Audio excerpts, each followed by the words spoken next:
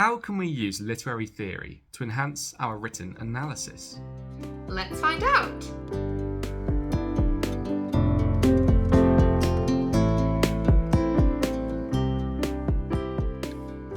How's it going, Revision Squad? It's me, Liam, aka Mr. Knight, aka DystopiaJunkie. And in this two-part video series, I will be talking about how you could use different literary theories to enhance your written analysis of prose, poems, and plays during your GCSE and A-level studies. However, I am delighted to say that this is not a discussion I will be having on my own, because I am thrilled to be joined by Jen Chan from the Hyperbolite channel. Jen, would you like to introduce yourself? Thank you so much, Liam. Thanks for having me. So my name's Jen Chan, and I make useful English lit study videos on Shakespeare, poetry, fiction, literary concepts and devices and more to help students get top grades in the subject. So yes, I'm super excited to be doing this collaboration with Liam. Liam is one of the very first English YouTubers I had come across when I first started on my YouTuber journey. And I remember watching his Romeo and Juliet videos and thinking, wow, this is so impressive. I'd love to do something similar. I was really inspired by his work. And that's why I'm here now. Oh, Jen, that's honestly you flatter me. Thank you. It's very kind of you to say. And honestly, I'm so excited to be working with you today. For those of you who are unfamiliar with Jen's content, she produces some really excellent videos that help students get those top grades in English Lit. And there's a few videos in particular that I really rate, including one explaining what literary theory is and why you should care about it. I do really recommend you give that a watch. So I'm going to link that down below and maybe put a card up on screen as well if YouTube lets me. Anyway, this two-part mini-series has the following structure. So first, Jen and I will introduce you to an exam question and corresponding extract that we will be using in these two videos. After that, we're going to introduce and apply a bunch of different literary theories, some that you might be familiar with and others that will probably be new to you, in order to produce some different analyses for our extract. Once we've done that, we're then going to evaluate how and why using literary theory is beneficial. So then, what question and extract are we going to be using in this mini-series?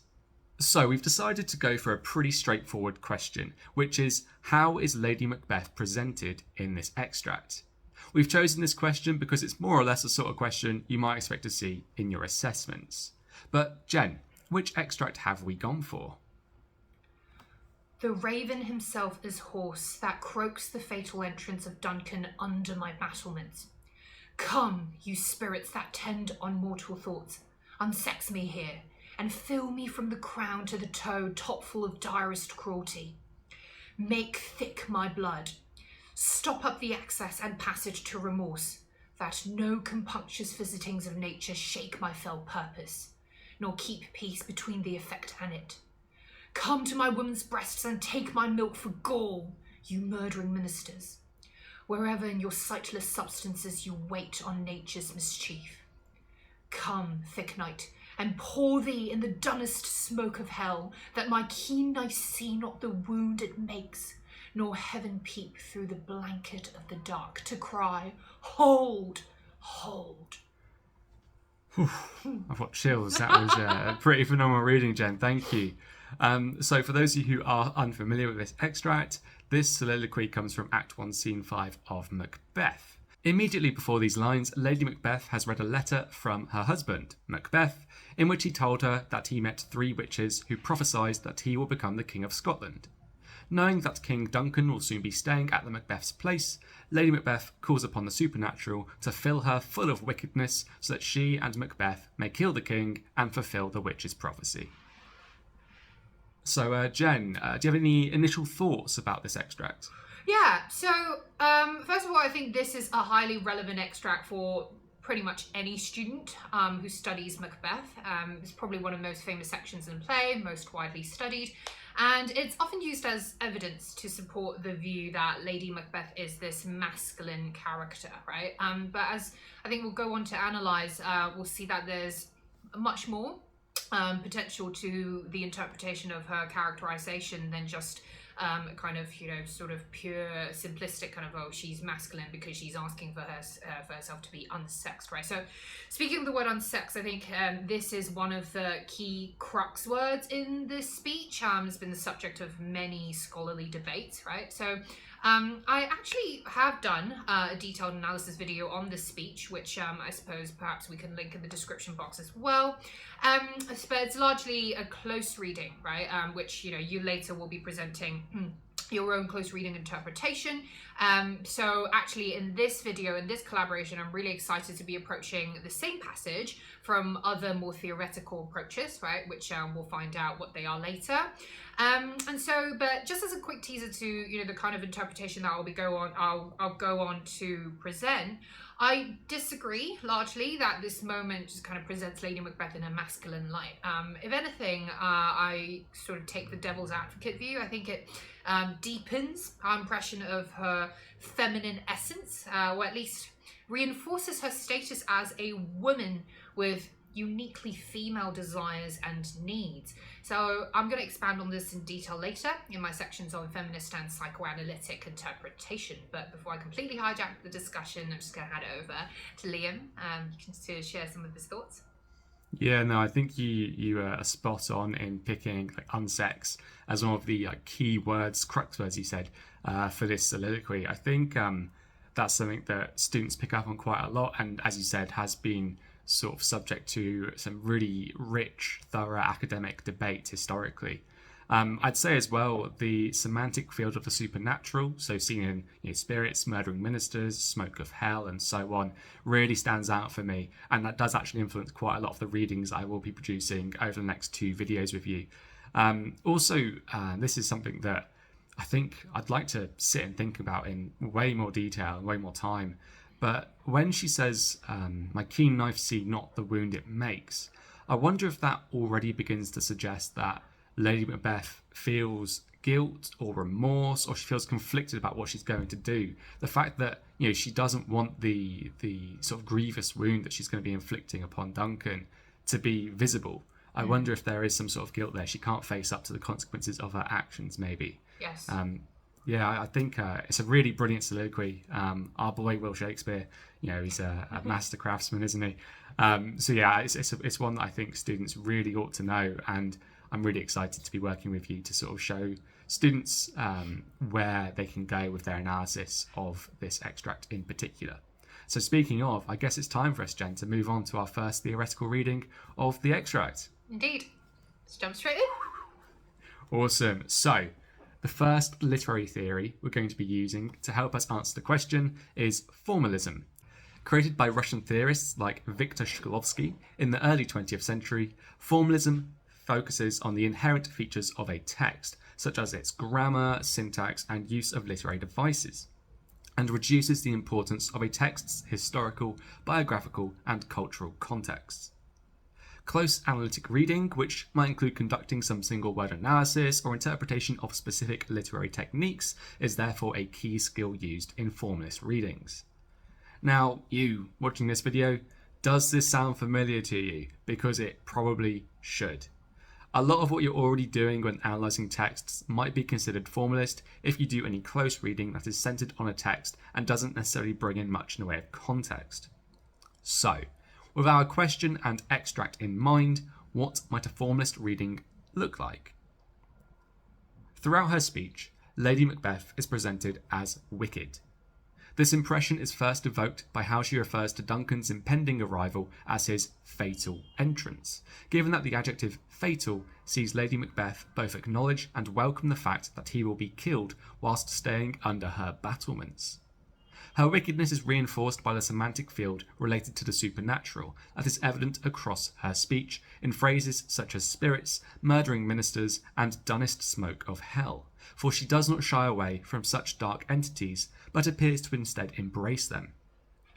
Indeed, when addressing the spirits, she uses the imperative come to insist that they appear before her and completely fill her with direst cruelty, thus demonstrating the extent to which she both embraces and commands dark, wicked entities.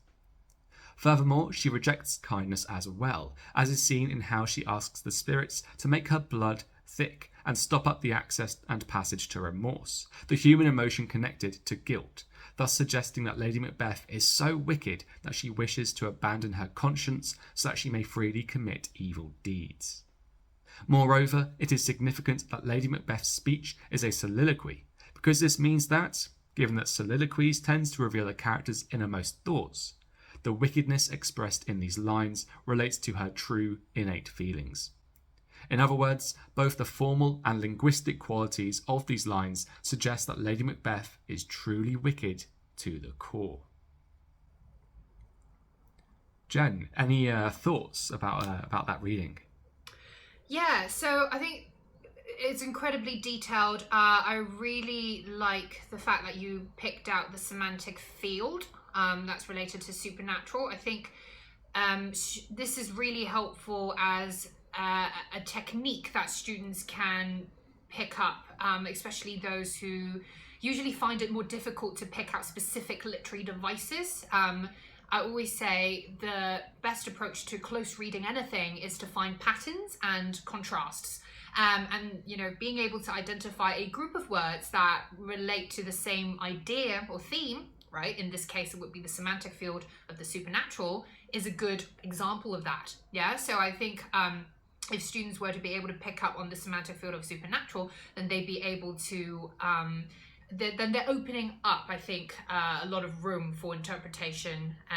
Kind of thinking about, a couple of scenes ago, we were presented with the three witches. Now we're presented with another version of the sort of wicked female characterization. Is there any sort of association between these characters, right? And then once you get the ball rolling there, I think, the interpretative process just becomes easier rather than students being like, where do I start? I think that's usually the challenge for students. Yeah, so I personally am a huge fan of close reading, the close reading approach. I know that some people think that it's reductive or that, it's acontextual, and I understand that, with GCSE students, one of the AOs, one of the assessment objectives is that you must factor in contextual knowledge, but they're not mutually exclusive. Context and close reading, you can just weave them together, right? Reinforces the depth of your interpretation. And I think if I were to perhaps add in another point, right, from a close reading angle, I think it's something that also relates to what you were saying about the keen knife see not the wound it makes, and the sense that there's something that she's trying to escape from or trying to hide or trying to cover. And I think we see a little bit of that spirit coming through in the abundance of the nasal alliteration in this passage, yeah? You see a lot of words that contain the N and the M consonants, right? Like that tend on mortal thoughts. Or the line that says, make thick my blood, stop up the access and passage to remorse, no compunctious visitings of nature, or take my milk for gore, you murdering ministers, right? Nature's mischief. So a lot of this combinations of the N and M sound, and when you listen to the N and the M sound, kind of like the immediate impression is that there's some sort of like muffly, suffocating, kind of pent up sort of energy there, right? And these and what kind of associations come to mind when you think of muffling, suffocating? It's death, right? So in a way, perhaps it foreshadows the murder, right? The death of Duncan that's coming up. It foreshadows actually a series of deaths that's coming up, right?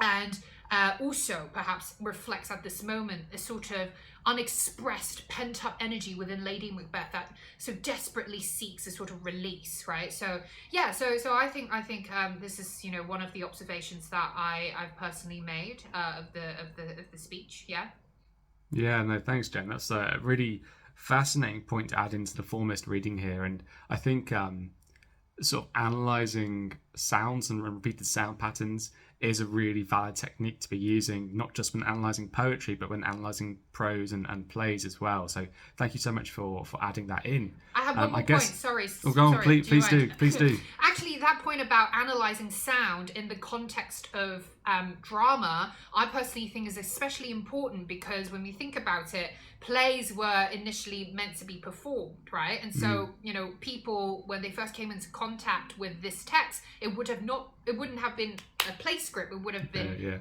sounds, right? Like people reading it out on stage. So I think the sound aspect of it is something that students should pay attention to as well. Yeah, no, fully agree, and thank you so much for raising that. I guess you sort of raised just earlier that there's real value in doing close reading, but that doing just close reading on its own may not necessarily satisfy all of the exam board's desires, if you like. So actually, we're going to be thinking about context for our next reading, which is going to be a historicist reading of this extract. So the next theoretical approach we're going to apply to our response to the question is that of historical criticism. This is a type of reading whereby you consider a text in relation to the time period in which it was produced. What was society like back then? Who was in power? What did people believe in? And so on. The theory of modern historical criticism was first developed by the Italian philosopher Giambattista Vico in the 1700s, who argued that in order to really understand something, you had to study its origins. Whereas British scholars like Thomas Blackwell and Robert Wood likewise incorporated context into their readings of the ancient Greek author Homer. Historical readings of texts still occur today, although the emergence of anti-historicist theories, including formalism, means that it is not necessarily a dominant approach made today. And once again, Jen and I hope you, audience member, watcher, whatever you want to call yourself, we hope that this might sound familiar to you, because lots of the work that you do in English literature is, to an extent, historicist if you are thinking about texts in relation to the times in which they were produced. So, important question then, what might a historicist response to our question look like? It might look something a little bit like this. In this extract, Shakespeare draws upon contemporary beliefs and recent events to portray Lady Macbeth as a villainous character. This is first suggested by how Lady Macbeth celebrates the impending fatal entrance of King Duncan, which would have been considered an affront against God in Shakespeare's time, given that people believed in the divine right of kings, a theory that stated that monarchs were chosen by God and were his representative on earth. Moreover, Lady Macbeth's celebration of Duncan's upcoming murder suggests that she is villainous because it draws parallels with the Gunpowder Plot of 1605, an event that took place only a year before Macbeth was written, that saw plotters attempt to kill James I and replace him with a Catholic monarch. These plotters were variously caught, tortured, imprisoned and executed, given the illegality of their treasonous behaviour. And so by giving Lady Macbeth characteristics that recall these figures, Shakespeare suggests that she is a villainous or criminalistic character. Furthermore, Lady Macbeth also appears witch-like in this extract. This is suggested by her reference to ravens, given that they were a form that witches' familiars took, her consorting with spirits that tend on mortal thoughts, and her embracement of darkness and thick night. A belief in witches was commonplace in Jacobean England thanks to King James I's obsession with and fear of witchcraft, which saw him publish a philosophical dissertation called Demonology in 1597 that focused on witches and their dark magic. James I's views on witches prompted a mass panic that led to the hunting and persecution of witches during his reign.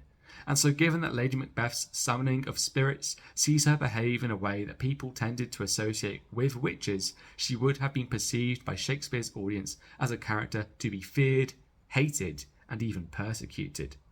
Subsequently, Lady Macbeth shares traits with both the real and imagined villains of the early Jacobean period. So, Jen, what ideas or responses do you have based on this historicist reading that I've done for us? So, first of all, I'd say what Liam has just presented, I think, is a really wonderful encapsulation of the sort of contextual understanding that any GCSE Macbeth student should know. Pretty much, like all the detail, all the key facts are there, right? Like the Gunpowder Plot of 1605, James I's paranoia about witches, his philosophical tract Demonology, like these two obviously like key facts that students have to know, right, by way of in terms of context of the play. Divine right of kings as well, obviously that concept, and I think your point about your observation about the ravens as a form that the witches' familiars took is also something that students, not necessarily, I don't think every student would know. So I think that's a really good tip there. There's a really good observation there that students would do well to pick up on. So I really like your reading. I think it's also super clear.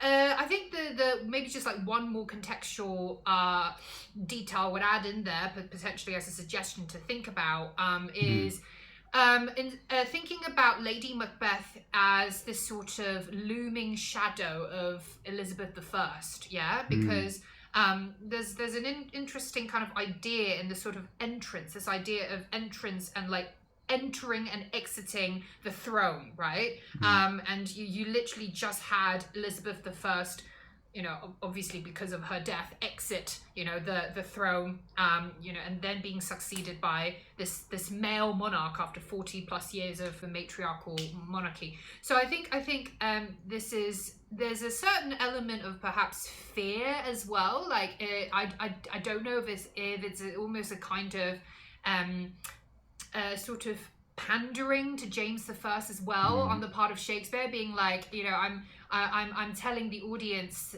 to be mindful of just kind of the dangers of having, someone like Elizabeth I again. And so, you have now this like James I who is, a much more stable kind of leader, or this much more stable kind of male ruler. I mean, there's, it's perfectly fair to perhaps suggest that there's some sort of, I guess, just kind of misogynistic implication in there as well. But I suppose back then, and this is where the contextual element comes into play, back then, like something like this wouldn't have come across misogynistic, right? Yeah. It would have just been, par for the course, even though it's quite ironic because like you had 40 years of like, a woman being at the helm, but then still, sexism and misogyny, as we understand it today, were still really rampant in terms of like people's consciousness.